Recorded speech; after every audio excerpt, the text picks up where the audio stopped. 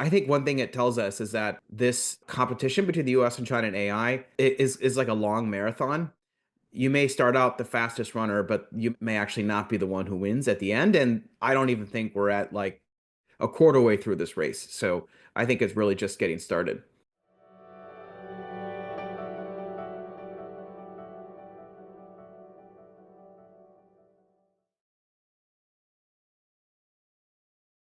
Hello, my name is Lizzi Lee, a fellow on Chinese economy at Asia Society Policy Institute's Center for China Analysis. On behalf of the National Committee on U.S. China Relations, I'm pleased to speak with Kevin Xu, founder of the Interconnected Capital, and Jimmy Goodrich, senior advisor for tech analysis at the Rand Corporation, about the rise of DeepSeek and its implications on U.S. China AI competition. Jimmy, I want to start with the big picture. How should we understand the US China AI competition right now? What makes DeepSeek's breakthrough such a turning point, not just for the tech world, but also for policymakers? Well, first, it's really good to be here. It's great to be here with the National Committee again. And Kevin, it's great to be on a panel with you. Big fan of your Substack and newsletter and all the work you do. The way I look at it is we've kind of gone through different waves of US-China competition in AI. There was sort of the first wave where China actually was the first to dominate facial recognition at scale. And it was seen worldwide that China was a leader in AI technology. They had SenseTime, iFlyTech, all these innovative companies that were building facial recognition systems. Then we have sort of the second wave, which is now large language models and natural language processing, where companies like OpenAI, Anthropic led in releasing the first models. For a long time, had the most powerful models with the most capability. And now in this second wave, what DeepSeek has done has narrowed that gap to almost nothing between the US and China in terms of model and algorithmic capability. I think one thing it tells us is that this competition between the US and China and AI is like a long marathon. You may start out the fastest runner, but you may actually not be the one who wins at the end. And I don't even think we're at like a quarter way through this race. So I think it's really just getting started. Great analogy. Thank you so much, Jimmy. But Kevin, I wanted to turn to sort of the immediate reaction from the tech community and policymakers. From what I read, the tech community, especially the open source community, seems very welcoming of DeepSeek. But policymakers, especially in the US and also in the EU, are sounding the alarm. So why is there such a stark contrast in reactions? Specifically, there's some rumor that or allegation that DeepSeek actually had access to more than 50K NVIDIA H100 GPUs. What do you make of it? Yeah, first of all, it's great to be here as well. Thank you, Lizzie, and also Jimmy, right back at you. And to get in right into your question, Lizzie, we'll separate this into a couple of parts, maybe. First of all, when it comes to the reaction from the tech community in general, not just the open source community, but companies, startups, it is very welcoming because I think that group of people, technologists, builders, and most companies are very welcoming of open source development in general. For those of you who don't track open source very closely, all of our devices, whether it's your laptop, your iPhone, what have you, run 90% of the software runs either on open source or has open source packages included in them. So open source technology is literally everywhere and is the dominant way in which technology, for the most part, gets developed, but also gets spread out and diffused, right? So that reaction, I think, is very predictable, the welcoming reaction.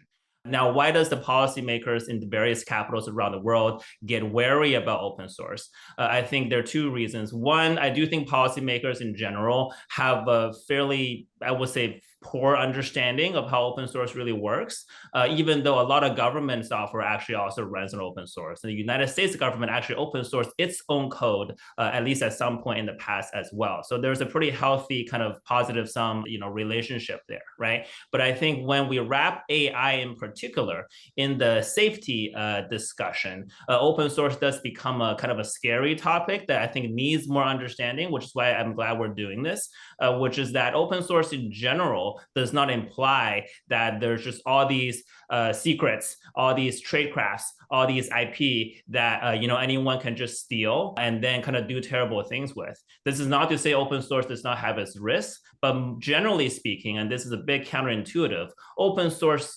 software or open source technology tends to actually be more secure from a cybersecurity perspective, from other perspective than closed source software, if only because the world's eyes, every single pair of eyes are on these code because they're accessible. And in the word of Linux Torvald, which is the creator of Linux, the open source operating system, all bugs are shallow when it's open source. So those are kind of my reaction, or my reaction to the reaction that you're talking about, Lizzie. And one quick point about the Hopper series chips, how many chips does DeepSeek really have, and are they illegal or legally obtained? I think the best estimate that we have right now is that they have a lot more Hopper chips. These are the H chips that they, of course, disclose in their technical papers. Now, based on my assessment, it is actually a mixture of various models of Hopper chips. Some of them are currently legal. This is the H20s. Some of them that I will call once upon a time legal, which is the H800s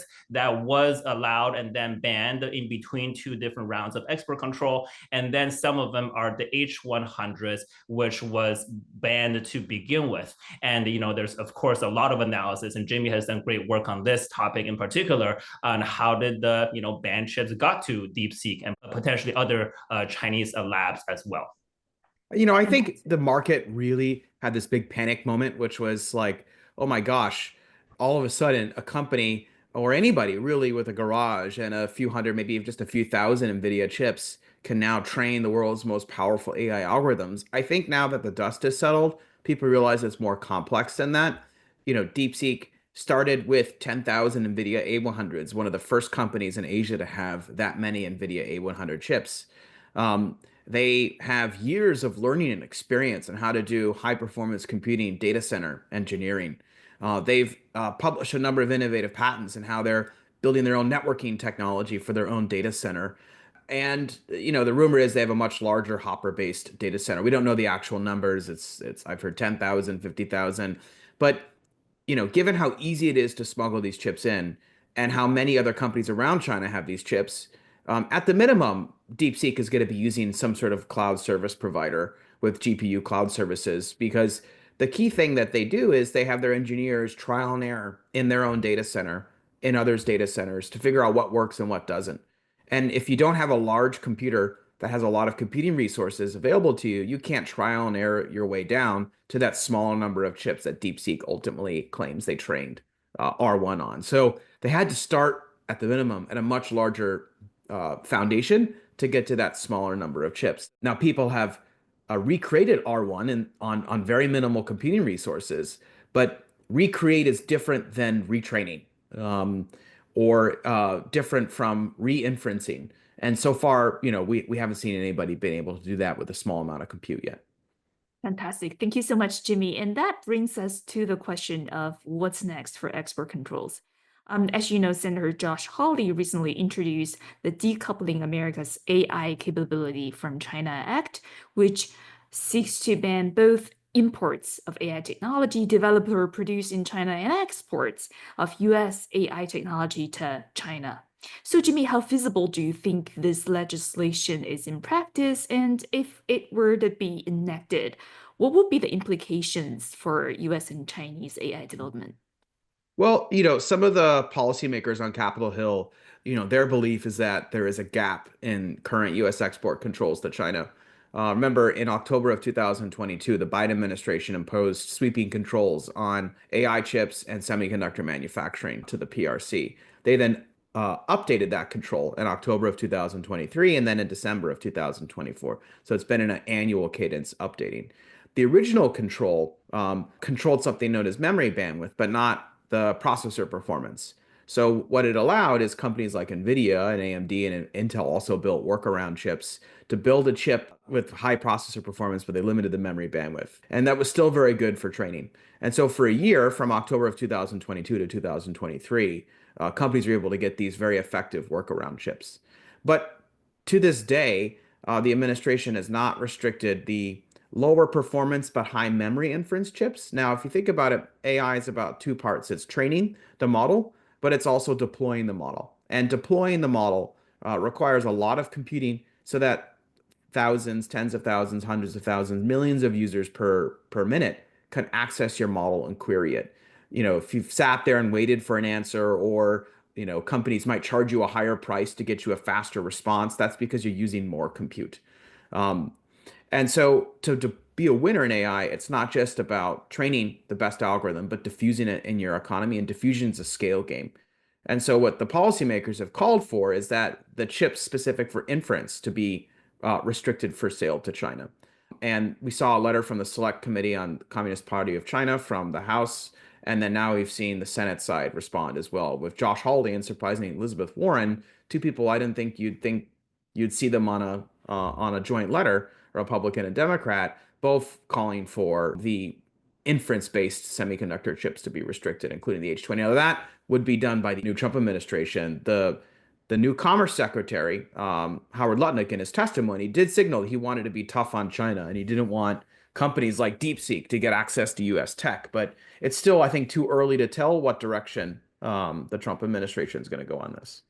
Fantastic. Thank you so much, Jimmy. And on national security, back to Kevin's very interesting point. Seemingly paradoxically, open source might be actually more secure. So Kevin, let's talk a little bit more about open source versus proprietary models. Can you sort of explain in layman's terms what's really at stake? So why would a country or a company choose one over the other? And why is open source perhaps more secure than what we think? This is a very interesting sort of paradigm that has been actually going on for a very long time in the technology world, and only recently kind of bled into the national security world, right? This open versus closed debate. So there are actually many episodes of this open versus closed movie that, for those of you kind of follow technology closely, you will have seen. First of all, I've mentioned Linux versus Windows, right? Windows closed, Linux is open. And then over time, we also had Netscape, which is the web browser, versus the Internet Explorer, which is closed, right? And then over time, we also had many different open source databases versus Oracle. We've had Kubernetes, which is a cloud operating system, versus AWS until it became supportive of AWS. And now we have DeepSeek versus, and I would actually say DeepSeek plus Meta's Llama open model versus the closed world of OpenAI, Anthropic, and also Google's Gemini, though there's smaller models that Google did open source, but for the most part, the Gemini series is closed. Why does this matter? I know in this context, we often talk about US versus China, but I do think this is also yet another episode in the open versus closed diffusion model, let's just say, of technology broadly speaking. And this is an important kind of context to understand, because we are kind of assigning country of origin, if you will, to a lot of open source AI model like DeepSeek being from China and what have you. But it's debatable whether that matters to a lot of technologists who are actually using open source on a day-to-day basis, because like I said, one, it's free, right? Two, it's actually modifiable, right? That's the big thing about open source, is that you can download it, change it, distribute it, the new version, and even sell it for money when you got the thing for free, right? And so that's a very interesting paradigm that in the open source world, that's a perfectly legitimate and okay behavior to have, that may kind of screw with people's minds a little bit, versus the closed source world, where of course you build something, you want to license it, you want to charge it, and you don't want people to change it and resell it, for example. So those are two very different ways of just thinking about technology and where the value comes in. Some people in the closed world think source code has value. Of course it has value. In the open source world, the value of source code is actually relatively low, and the diffusion and the adoption is really the most important thing. And one thing that is already really interesting for DeepSeek is that just within the last 2 weeks, not only are the Chinese hyperscalers, Alibaba and Tencent, have just offered support for DeepSeek as of, I think, last night, all the major US clouds, Azure, AWS, NVIDIA, and a bunch of startups have offered support for DeepSeek, the open source model, already almost immediately. And that is kind of how open source work a lot of times when you reach this escape velocity. Fantastic. Kevin, I think you already alluded to this, but let's sort of go upstream and downstream a little bit. How do you expect DeepSeek's raise create more opportunities for domestic cloud infrastructure players? And what are the implications for, say, Huawei's AI ecosystem versus NVIDIA's CUDA system? I think there are two ways to look at this, right? One, when it comes to the domestic Chinese, cloud system. First of all the clouds in China actually have competing models versus DeepSeek, right? Whether it's Alibaba's, Qianwen model, Tencent has its Hunyuan model. I think Huawei has its own, model as well. ByteDance, they all have their own model. So the fact that they are also providing, support on their own cloud for a competing model called DeepSeek is, something that they have to contend with because the market wants DeepSeek, or developer wants DeepSeek. And the same dynamic happens in the United States now as well, right? Azure obviously has OpenAI model, AWS has Anthropic, yet they're all giving support to DeepSeek. And when it comes to diffusion, that is just a very natural thing, like I mentioned. Now, when it comes to Huawei, this goes back to actually what Jimmy was saying just now, which is that Huawei's current, best quality or the most capable chips, the Ascend series, going from the B series now to the C series, is still by most measures not nearly as capable as the NVIDIA Blackwell product that's being rolled out. It may be comparable to some versions of the Hopper series, but what we do know probably for sure is that it's probably pretty good at providing inference or delivering inference workload at a very capable and also cost-effective capacity. And if the paradigm of improving model, this is the reasoning model like R1, like the O series from OpenAI, is going to be able to rely on inference workload or post-training workload to actually keep on improving itself and not have to rely on the kind of the classic pre-training capability as much, then I do think there is a scenario where the Huawei series of chips becomes much more important, I think, in the improvement process of AI over time, which is still in the early innings. But I think that's something that's very important to watch out for, especially if we combine it with a potentially new set of policy from the United States where additional export control will be implemented. So there are even less U.S. chips being exported to China, however jerry-rigged they might be to begin with. Fantastic. And that brings us to the hardware chokehold China still faces. Jimmy, there's a lot of noise about China's semiconductor progress, some breakthroughs, especially memory chips, but continued struggles with, say, EUV lithography. Where does China actually stand at this point? How far behind are they compared with the United States? Do you think sanctions and export controls had their intended effects? Well, I mean, that's a great question. So I think, with DeepSeek, what China has proven is that if we thought there was a moat around algorithm and data, there certainly doesn't exist one, or it's very, very, very small, um, at least today. It may change in the future as Western companies release new models. It may not. We just don't know. It's very tenuous at this point. But we do know is that there still is a large advantage that the US and its allies have over China in computing, particularly advanced computing. The chips that DeepSeek used were, at the end of the day, NVIDIA. Um, and so far, there's been some announcements from Huawei that some of their model has been inferenced on the Ascend chips. We don't know how many, like how wide scale this is being deployed, etc.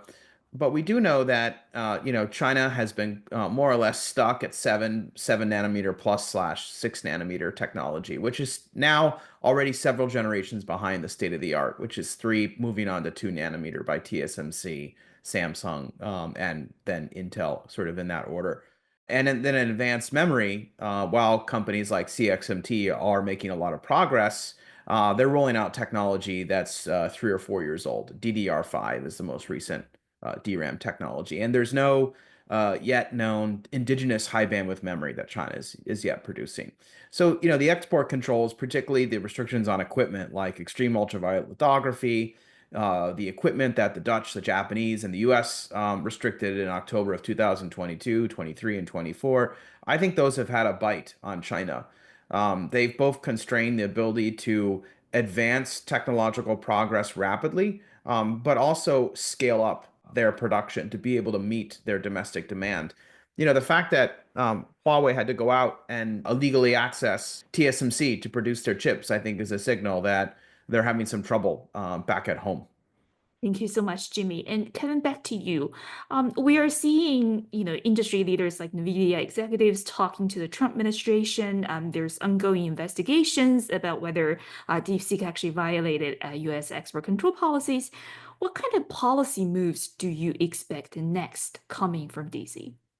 From DC? Well, I Yeah. think Jimmy kind of alluded to this, and from your previous question too, right? I think DeepSeek has perhaps put a policy conversation that's already very lively, let's just say, into overdrive, because it's no longer just kind of a niche DC export control tech policy issue anymore, right? I'm sure Jimmy and Lizzie, all of us have gotten texts and calls from members of our friends or family in the last couple of weeks who do not follow AI, do not work in tech policy, be like, what is this DeepSeek thing? Tell me more about it. The market has obviously experienced this huge volatility because of DeepSeek's entrance onto the scene. So there's now a broader popular appeal, if you will, to what is happening with open source AI versus closed AI, DeepSeek versus, other models and what have you.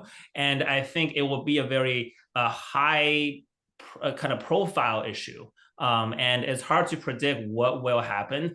Obviously, the Trump administration is talking to China on all sorts of issues right now, from tariffs to fentanyl. And will AI and chip proliferation become part of that discussion? I think is to be determined. So it's hard to predict, but I think this will become only more and more relevant as an issue and not less. Fantastic. And Jimmy, Biden administration's approach to tech export control was small yard high fence, but over the years, the fence kept getting lower and the yard bigger. Do you expect the Trump administration to sort of move in the same direction, or is there going to be some sort of policy reversal? How do you see this play out? Give us your best prediction. We know, the Trump administration's policies are not always the most predictable. I think there'll be a continuity at a minimum. I don't see the Trump administration walking away export controls. Although, remember, in first Trump administration, Trump himself negotiated away ZTE in exchange for something better on the trade deal. So we don't know. It's hard to make predictions. I think anybody who knows what's going to happen is probably ill-informed. The Trump administration announced a 60-day review of export control policy to look for loopholes and make controls stronger. Howard Lutnick signaled he wanted to have stronger export controls. So, to date, we've seen some reasonably tough statements that are consistent with the previous administration, but we'll just have to see how things play out. I think, the Trump administration, though, will probably more likely merge economic and national security concerns. The Biden administration tried to keep economic security and national security relatively separate, although that's very difficult and they kind of struggled at times. I don't think the Trump administration will have any hesitation to combine the two. I think they really see things like legacy chips and industrial base domestic manufacturing as a pure national security issue.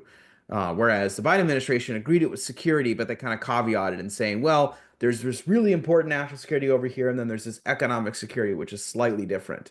I don't think there'll be as much demarcation as the previous administration had. Fantastic. Well, the year 2025 has certainly already surprised us with a few China shock, right? So we saw the Xiaohongshu shock in social media, and then we have the DeepSeek shock in AI world. Beyond these, what other sort of unexpected Chinese tech breakthroughs should we be watching for this year and the years ahead of us? I'm going to start with Kevin.